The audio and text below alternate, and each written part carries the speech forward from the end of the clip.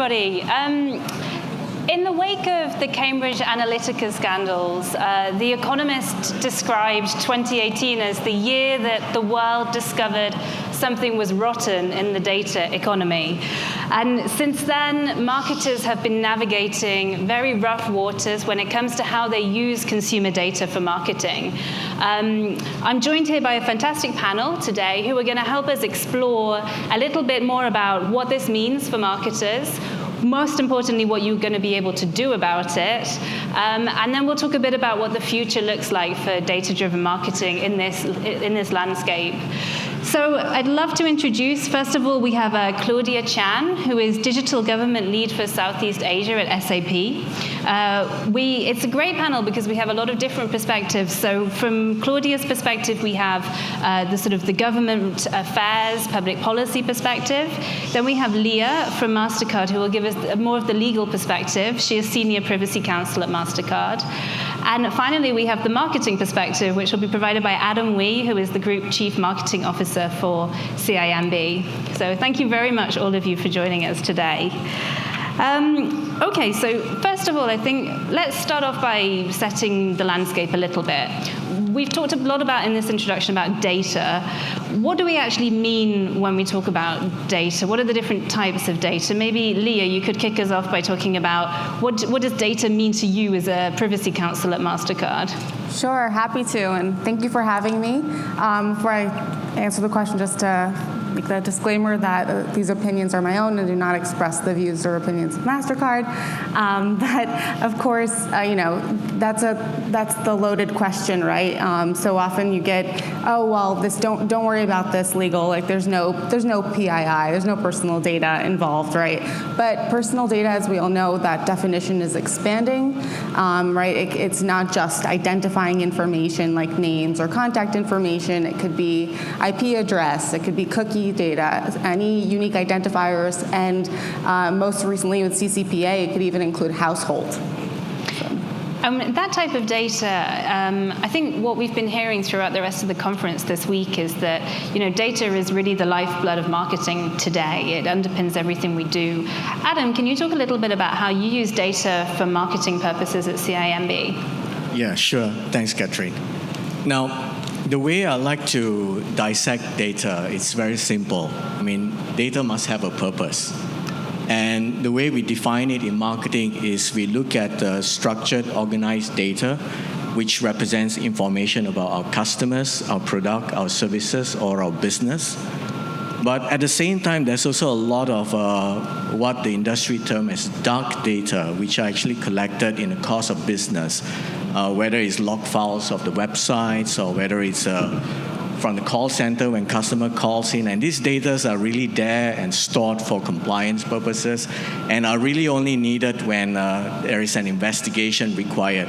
Now, having said that, it's also important for the organization to have control over this sort of data because when a problem arises, you don't want to be scrambling around finding where these informations are or whether it's protected or not protected and not have a good turnaround time to address a potential crisis that can actually result from a lot of data issues or data breach issues, right? So in marketing, that's how we actually look at data.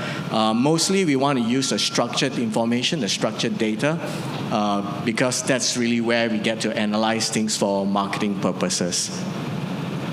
And Claudia, at SAP, I imagine you're working with lots and lots of different types of data. What does data mean to you? For us, as an enterprise view, we view data as what we call O operations. So marketing data and to make those decisions is not just about the consumers or customer data. To us, because it reports back to your ROI, as Adam shared correctly, what's the purpose of having this data, what data to pursue. Before you decide that, you actually need to map it back to the business plan, which is why we have our systems in place to help us and our customers to understand better what's the business plan, what's the objectives. Then you know what to collect and hopefully how to make sense of the data that you collect. Yeah. And it's not just about personal individuals' data as well. It's also about enterprise data, confidential company information. So it's actually quite complex. And I think at this present stage, I don't think any company has 100% confidence to say that all their data are structured properly, which is why I think Adam brought up a great point, like dark data. What about those unstructured data? Data that's not meta-tagged. So that's a huge challenge, which also presents an opportunity. So I think data governance in itself could be a whole new service industry. So you've mentioned that one of the big challenges is that no company seems to have a proper grip on what data they have and what they're using it for. Why is that? Why do you think that we're in this situation now? It feels like with the rise of different data regulations, this has focused a lot of people's minds. But how have we got to this point where we are now, Adam? Yeah, I think it's a lot to do with legacy. If you've been operating for many, many years, you have a lot more issues or challenges in terms of organizing the data. If you're a new startup, then you're starting from ground zero, right? You can actually put the ecosystems in place to manage data and build up from that point. So the challenge is really for more established businesses where the data are sitting in systems, and as you operate more and more and as you adopt technology implementations, more data are sitting in more systems and they are not harmonized and they're not integrated in many ways. So you need help. You need middle layers to actually integrate some of this data to make them useful again. Right, so that's really where the challenge is, and this takes time. This costs. This has an impact on resources within the firm itself. And I think the fundamental thing that a lot of people need to think about is how do you actually pace the progression of harmonizing data, and getting into this capability or this stage where you're ready to harness data, and how do you balance that between the cost and the returns as well? So does this mean there's a role for companies to play as they work along how to organize their data and harmonize it? Shouldn't we just delete everything and start again? I mean, how have you found the compliance journey at MasterCard, Leah? Have you found that there has been a need to clean up a lot of the data that you had? Yeah, I mean, I would say for GDPR went through a massive process of getting the data inventory, creating records of processing for each and every application in Europe, right? And then, of course, as new laws come to play, it's kind of time to do that across the board, right? But GDPR was the primary focus last year and the year prior, and I do think it's critical. And as Adam said, right, maybe startups have the opportunity to do that from scratch. Legacy obviously makes it more challenging, and also acquisitions, right? Because then you have to understand how these other companies have doing that and update our internal documentation as well. And so, that just goes beyond, of course, the data inventory, just bringing any acquiring company on as in terms of like aligning with all of our processes, and then also having a good data retention policy in place and a records management policy. I think that's very critical, and it's something that regulators are also looking at, right? What is a data retention policy for those of us who don't know? So that's really the policy that essentially would indicate at what point that data would need to be deleted, right? So what MasterCard has, right, might be like for email, right? It could be 3 months, and for depending on what the data applications are, right? So we all have to kind of get adjusted and ensure we're in line with that policy, and that protects the company in a lot of ways as well. So from a legal perspective, so it's pros and cons to that, but it's certainly critical for a company. But I think at the same time, it's sort of regulatory required that we keep data for at least 7 years. I think it depends on the type of data, right? Yeah. So can you imagine 7 years of data? So that's quite a fair bit to be storing away, right?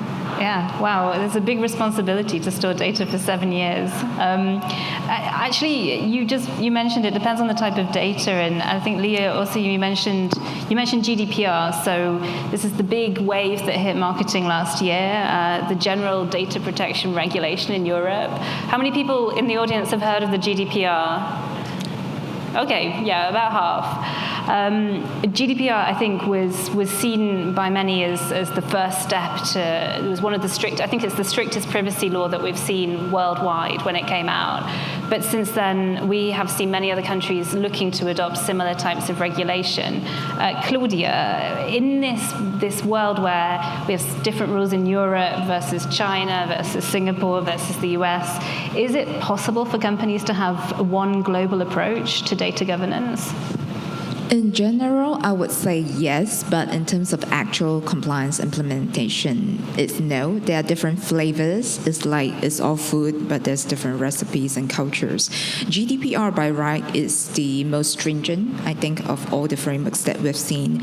And because we are highly compliant to that, we are actually encouraging the regulatory frameworks in the region, whether it's APAC or ASEAN, to actually use that as a framework to pick so-called best practices on. Of course, regulators have different views on what's best practices, but I think to a certain extent, APAC, ASEAN, it's building the right foundations. There are a lot of multinationals like us, those in the room here, have advocated very strongly. So I think GDPR will form the basis. And if I were to look into the crystal ball and look ahead, governance, regulations, it's not going to go away. So everyone in this room and outside of it has to be prepared for more of that.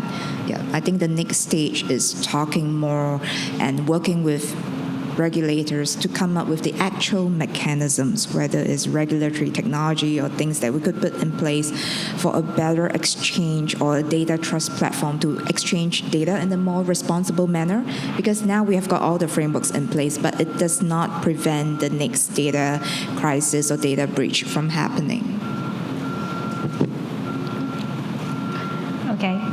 And what about the consumers in all of this? Because we've talked a lot about their data, but what about the consumer experience? I'm sure many of us in the room have experienced this thing where you sign up for something and you're asked to tick a box saying you've read the privacy policy, you've read the terms and conditions, and if you're like me, you might not actually read all the 50 pages of privacy policy before ticking that box and clicking OK. So that's a huge challenge for companies, though, because at the same time, there's a lot of rules around what information you need to give to people about how you're going to use their data. How can companies strike that right balance there between the amount of data you need to give to people and making sure that people really understand what they're signing up for when they give you their data? Leah? Yeah, sure. I mean, I think the first thing that I do when working with our business is really understand what the objective is in terms of that data collection, use, sharing practices, right? And even they may not really realize it at the onset, right? They just or thinking about something in, they have one objective, but then, you might say, well, hey, but what about any secondary purposes? And getting that right as a privacy lawyer is critical, because that's ultimately it's not just about the current uses, it's about anticipated uses as well.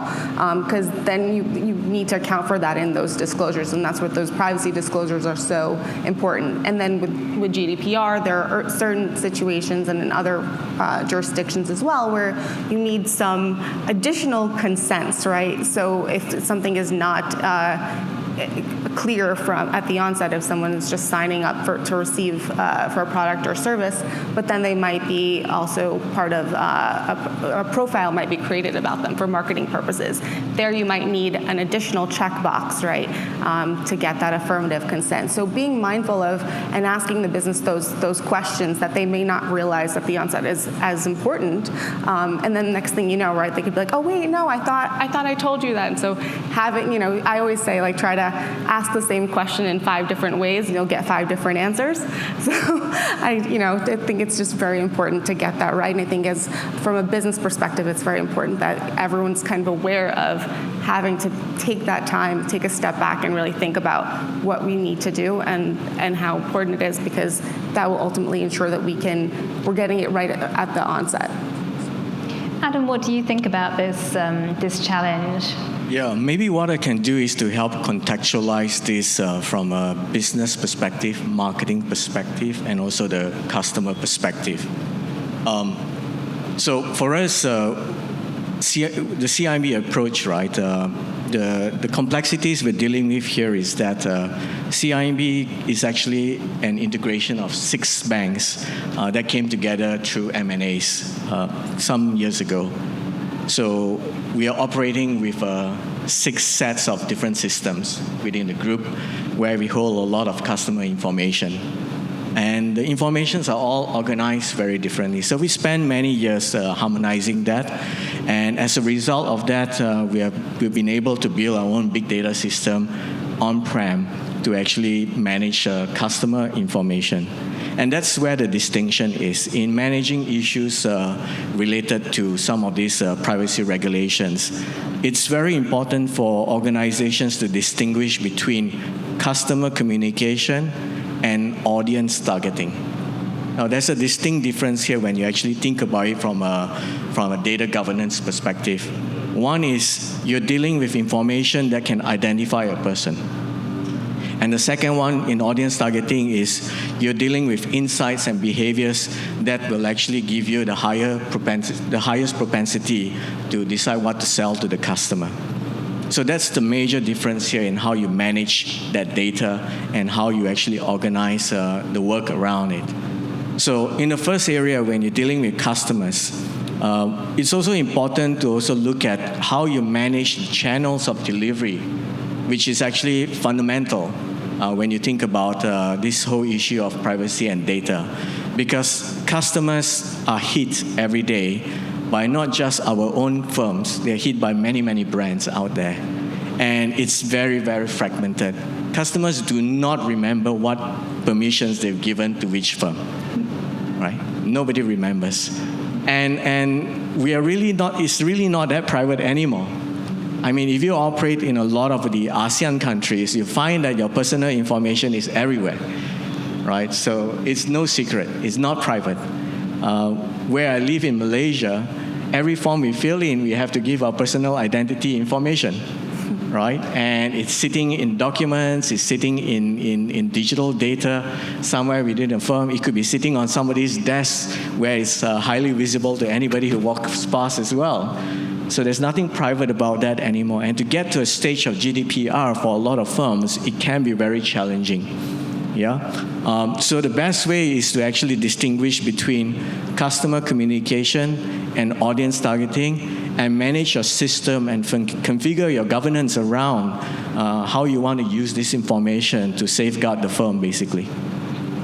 And what about giving people control then and visibility over the data? You said maybe privacy doesn't exist anymore because our data is everywhere. As a consumer, Claudia, what are the solutions? Are there solutions out there for me to be able to see what data is being held on me and control how it's being used? Or is that something that we need in the future? I wish it existed. As a consumer, maybe to share the perspective as a user. If we look at our phones, all the apps, and the platforms will tell you, they give you the dashboard, the access controls to control what data you want to share, what data you do not want to share. But if you look at the number of apps, so the last time I checked, I have more than 20 apps that I regularly use. So even if I were to choose 5 to manage those, and each time those privacy controls actually change after the app updates itself, is almost like a part-time or full-time job, depending on how paranoid you are. So I come from the tech industry, so I tend to be a little bit more paranoid. But I've given up. So these days is like I make sure on the different platforms, I go with the basis that I share the information that ultimately, okay, if there's a data breach, I'm prepared to have those data. So Facebook, probably, I will have my set of rules. There are other platforms where I store things like install drives, etc. But if you fast forward and you look to the future and you see what's the factors, or right now I feel we're dealing with the symptoms. We're not dealing with the causes. The causes is about a lack of trust. All these data privacy regulations, even cybersecurity, it boils down to a lack of trust. So we're seeing governments like the Singapore government, for instance, is like trying to nurture ideas or to come up with data trust exchange or data trust platforms. We foresee that in the future there would be companies, whether it's banks, it could be telcos, it could be the current Facebook, Twitter, Googles of the world, who could act as data manager services. And underlying that, of course, security is definitely has to be checked, the privacy element, but access and control. So if you wake up every day and you could see who's using your data, who's making use of your data to earn money, and you could perhaps now, I think the dynamics would change because you can then bargain, perhaps if you're a high-spending consumer, you're ultra-high net worths, you could now exchange perhaps for services. Or the access control whereby you could set expiry dates if you're using healthcare services, whether they could have data portability, for instance, something that's required, or you could terminate those access by using regulations that's set into a technology platform. Blockchain is one way to achieve that. There could be other technologies in the future, but access control, setting the expiry dates or who has access to what at what point, I think is important. So it's not just about the user, it's also about the enterprise as well, and also about governments. When could governments come in to see your data? When they're legally allowed to do so? When will enterprise allow governments to come in? And how should users choose to remain anonymous, or they could have their digital data, their digital identity that they could share when they want? I think that's the new role of mechanism type of framework that we need to start building and discussing. I mean, it sounds like a great vision for the future. I'd find that very useful to have now. Talking about the future, let's shift into talking a little bit about what does the future look like for data-driven marketing. I think, Leah, I'd love to ask you your opinion on regulation. I mean, you've talked about GDPR implementation at MasterCard. That came into force last year. So is it as simple as being able to say, well, that's done now, what's next? Or is that still ongoing? Wouldn't it be so simple if that was the answer? I mean, I think there is this strong push, I think, from the industry at this point for harmonization, right? A comprehensive privacy law, privacy regime. At least in the U.S. right now, you have CCPA in California, and you have some states sort of following that bandwagon and implementing their own privacy-related laws, or what we like to call like diet versions of GDPR. And then in Asia and Latin America, right, we saw Brazil pass the GDPR. So it's the trend, and unfortunately, it is this sort of patchwork where each and every law that gets passed we have to kind of evaluate that. But I think as a company, what you could try to do, at least the easiest way to go about it, although there are some nuances, is to try to take the strictest law and see how to ensure, at least have that be the standard, right? And, if we need to make some local, at least this is the call out we're doing at this state in time, to create some guidelines with the highest bar in mind, and so that everyone's on the same page, right? It might be that, something might roll out in a country where there isn't a comprehensive data protection law, and so the question is, hey, do we really need to do this? But of course, a lot of companies, it starts in one country, and the next thing you know, they want to roll it out in Europe, they want to roll it out in other countries, in Australia, New Zealand, other countries that have data protection laws in place. So having a set of guidelines to also empower your business teams to understand what they need to keep in mind, and kind of adopting that, because because privacy laws are not going away, right? So I think we're going to continue to see more laws getting passed, both sectoral and both comprehensive privacy laws. And GDPR is a trend, and I unfortunately don't think it's going away anytime soon. So. And Leah, you talked about setting the highest bar so as a company, if you're setting down guidelines for how you treat data, setting the highest bar for the sort of the strictest regulation that's out there. Claudia, you're working for the Southeast Asia region in SAP. What's your perspective on that? Because do you see that, is this something which feels like it's a world away from the European laws, what you have over here, or actually do you think that setting the highest bar is the right way forward? I think in terms of compliance, complying to the highest bar totally makes sense. So for a lot of multinationals, they're global, it does make sense a lot. So we set GDPR as high as that, and we advocate for GDPR to be implemented and not to have too many variations whereby there will be fragmentation. So I second Leah's point on harmonization. It definitely helps because compliance, I think, is getting more burdensome these days. Yeah, and there are different variations in different countries. I think the key issue within Southeast Asia is more of the data localization issue, which unfortunately is being misunderstood by some regulators, whereby they feel that if the data is localized, then in terms of judiciary rights, in terms of the jurisdiction, they could have access to it. But we're also trying to explain to them, even if I put the data in your country, it doesn't mean I could just hand it over to a platter.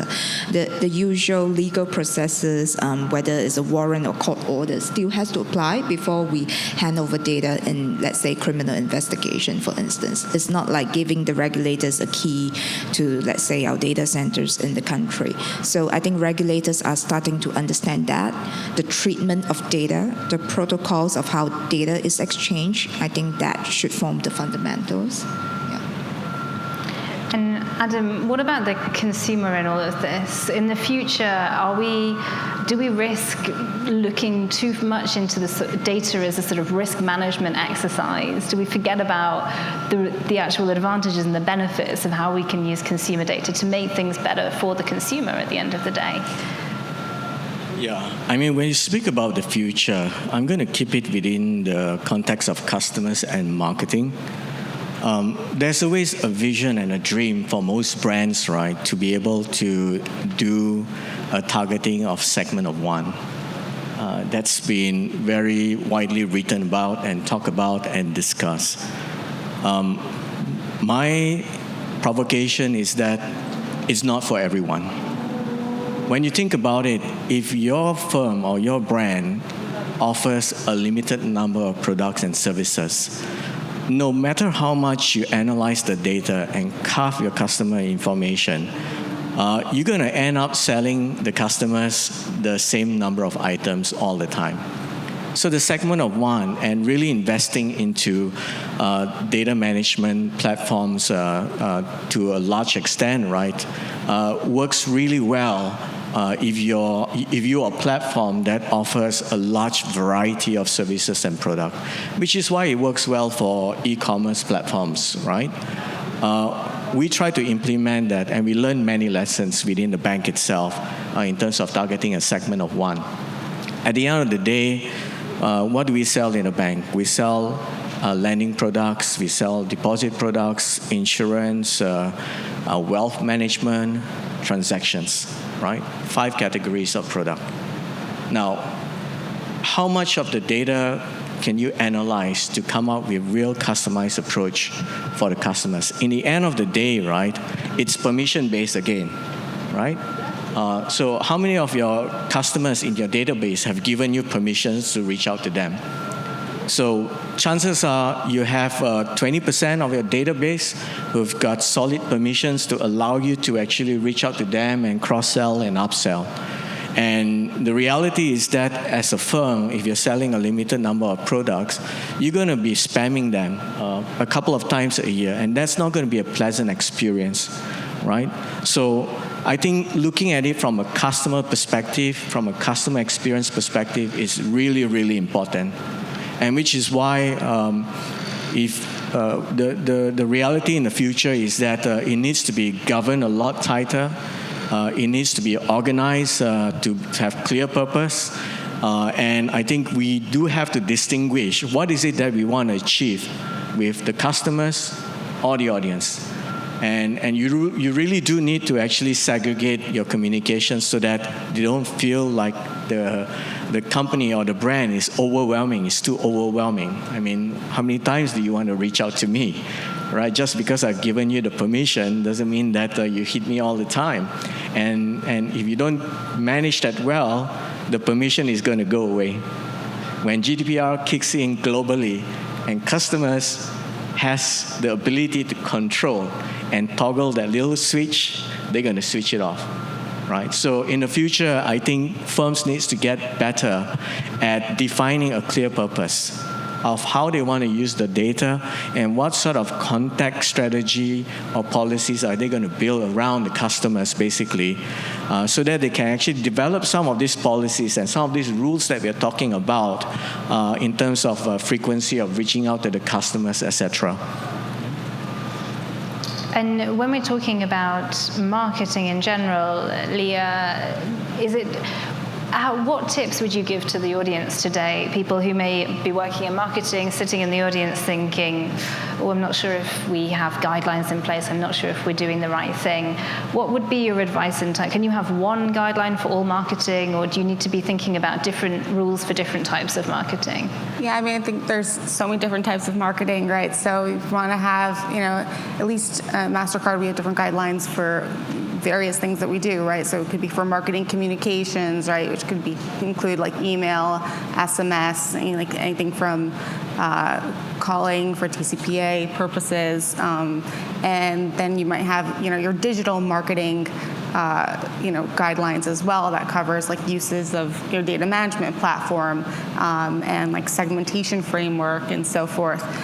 So I think that's again, it does have to just align and match up with what you're seeing their business objectives are, right, for the company, and they can try to create those guidelines around that. So again, we're also just empowering the business and exchanging that information so that it's transparent. And what we're calling for really is also, the end game of transparency to the consumer. All right, and that's really a large part of it, right? Is being a privacy-forward company and trying to be as transparent as possible about our practices. And when we talk about the future, Claudia, I mean, the long-term future is probably going to be defined by whatever regulations are coming down the road next. You talked earlier about the need for companies to be a bit more proactive in some of the development in those laws. Can you expand on that a little bit?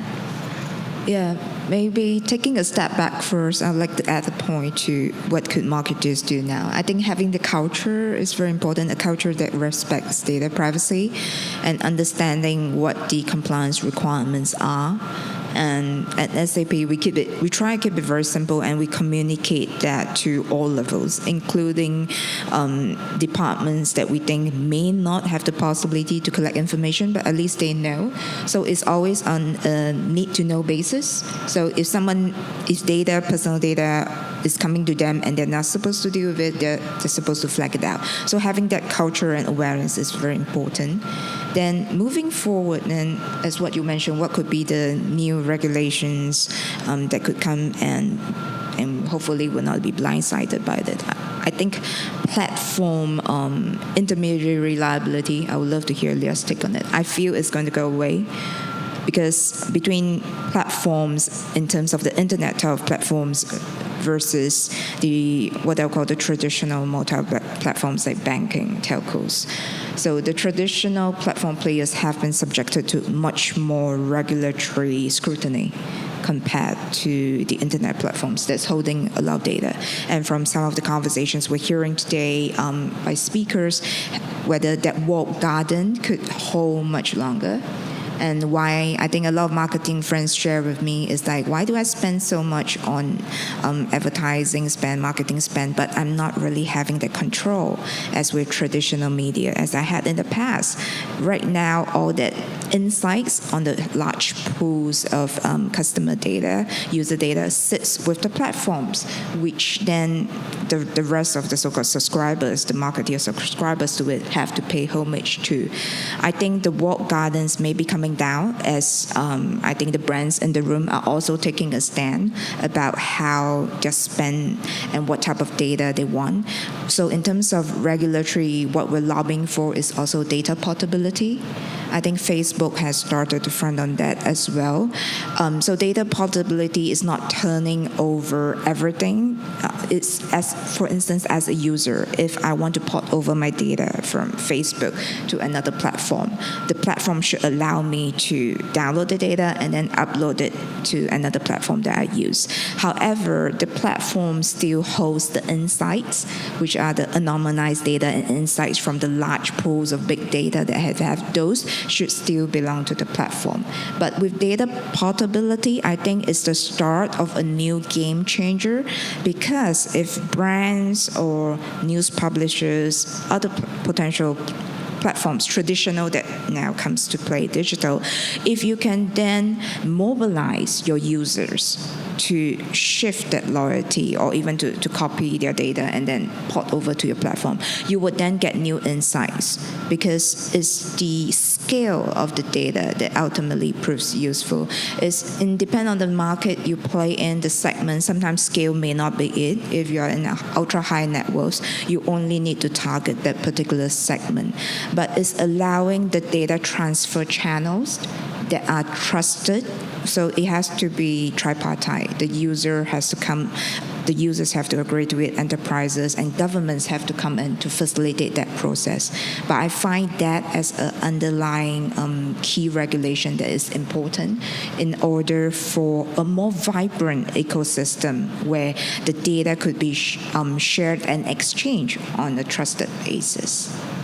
Just to build on that, Claudia, I think we talk about the future and what companies should be doing. I think building out that infrastructure, right, to comply with data access rights that consumers now have and those data portability rights. I think investing in that and those resources to really ensure that you are equipped to be able to comply with those regulations are critical. And who should be responsible for this within a company? It's an interesting question, but which function, which group within the company is the one that should be making sure that everything's okay? I would say a lot of business units to align and work together on this, right? I think privacy can dictate what the regulations are. We can work to support that, but you need support from your security teams and operations teams and so forth. So I think it's very much a team effort. Yeah, in terms of who is responsible for what data, I think it's actually good for firms to actually consider a RASI model. Responsible, accountable, to define that RASI within the organization itself. And that would actually determine who's going to be ultimately accountable for the safekeeping of the data and the governance framework and policies around the use of the data itself. So that's one good approach for large organizations.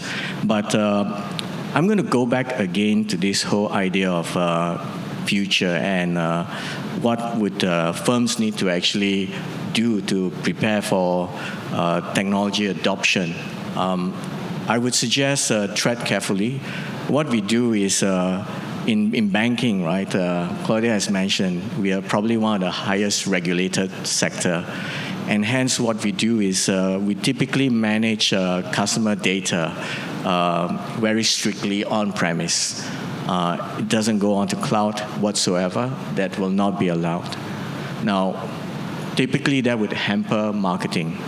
But in marketing, we actually do not need personally identifiable information to be able to understand what your needs are. Because we can get that insight by analyzing your behavior and your interests and your preferences. And we get this signal through a separate platform which we build on cloud. So our marketing deployment is actually on cloud, and a lot of the data and analysis we use are actually deploying on cloud. And when you actually deploy this way, you should also adopt a very iterative approach to the marketing deployment. I'll give you some examples of some of the things that we've learned. There is real benefit in big data, financial benefits. And I say this from some of the campaigns that we deployed. I'll share with you some of these interesting figures. The best value conversion are actually the sort of conversions that are derived from high-intent customers whom we have already built strong equity, who likes the brand, who knows the product, and specifically comes direct to your website to sign up for your product. That's the lowest cost of acquisition. So I'm going to use that as an index, right? Now, if you take data management platform to actually try and do some data mining to refine your targeting and to find opportunities within the sets of audience that you have, what we find is that we are able to reduce the cost of conversion by 30%. So that's the benefit of harnessing big data when you actually deploy it with a clear understanding of what objective you're driving, with a clear design as well in terms of what you're deploying. And controls needs to be put in place so that you can actually get the right readings as well. Now, in contrast to this, the same campaign deployed on search engine marketing costs 6 times more, right? So the organic web traffic is used as an index for this analysis. With DMP in place, with big data in place, with data mining, the leads generated from there actually gets converted at 30% less cost. So that's the beauty of it. So when you think about marketing, you need to go back to the fundamentals, which is ROI, right? It needs to justify the investments as you deploy and adopt technology as well. So design it well. Don't jump into the bandwagon just because it's the hype. You really need to understand your objective very clearly. You really need to respect your customers and keep them private. And you really also need to understand that in marketing, you do not need PII to be able to do effective marketing, and thereby not getting into all these problems with regulations as well. Yeah. Thanks, Adam. Are there any questions from the audience? Yes, there's one over here. There's a mic coming to you. Thanks. Obviously, we've got things like Gdpr. You talked about the California regulations. In Australia, we've got the ACCC. All these things are having an impact on what we define as personally identified information. We've also got the browser changes, especially with Apple, which is making it harder and for advertisers potentially in the future to activate their own MarTech, and as an unintended consequence, potentially making the walled gardens even more powerful. I'm just wondering, what as an organisation, what sort of efforts are you putting against this to try and future-proof your business in a new environment of the changes within the browsers, obviously the changes from a privacy point of view, and how that could impact your ability to find customers, target customers, acquire them and measure them. So I'm just trying to think what sort of things that you're putting in place. Brilliant question, thank you. Who wants to take that one first? Well, maybe I can share some insights as to how we deploy in marketing. The first thing we do is we actually have 2 systems to manage the data. The system on-premise manages customer data, and the system that's on cloud manages marketing-related data. Once you do that, you find that you also probably need to segregate your deployment channels. The channels that are marketing controls that reaches out to audience. So some of these channels I mentioned earlier, the SMS blasts, the EDMs, and the various other channels where you can directly reach customers. Now, you want to segregate this because you want to use the channels that can identify the customers so that they're not surprised by it. So the company has permission to actually reach out to customers with EDMs, with SMS, with direct channels. Now, how do we manage channels that's on cloud and deal with this privacy issue? The way we do it is we manage our own DMP and we manage our own deployments out there. And again, some interesting findings from this. We compare this with GDN as an example. And we find that when you actually manage the data and you manage your targeting through your own platforms, we are able to get 4x better click-through rates from the same campaigns, right? And the reason is because there's a lot of noise around the data that's sitting in a lot of all these walled gardens. There's also a lot of duplications. When you analyze the customer data and the data you get back, we speak a lot about the value of this data. The reality is that a lot of customers actually look more alike than different. We may be different people, but there's a link in terms of common interest. That's a lot more efficient for targeting. So you try to target an individual because they're different, it's going to become very inefficient. The ultimate goal is to reduce the cost of doing business. The ultimate goal is to actually give customers the right experience. Right? And you want to do this cost effectively because you want to be sustainable as well to ensure that there is a future for the firm, right? So efficiencies, productivity, and all these things needs to be put into the equation when you're considering this, right? A couple of points. I think the gameplay has changed from the past to now, and the laws and regulations can work for you. So if consent management is placed, so the game now is to play how can you get your customers to want to say yes and then opt in instead of opting out. That's one.